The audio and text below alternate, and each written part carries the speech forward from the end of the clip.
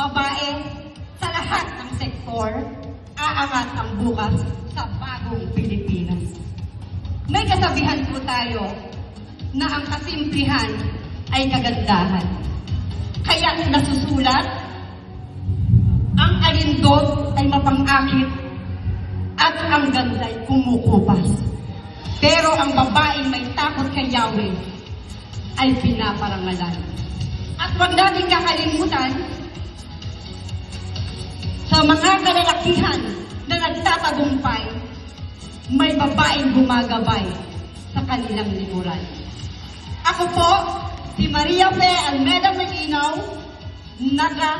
taga-barangay Tagwat, and I thank you.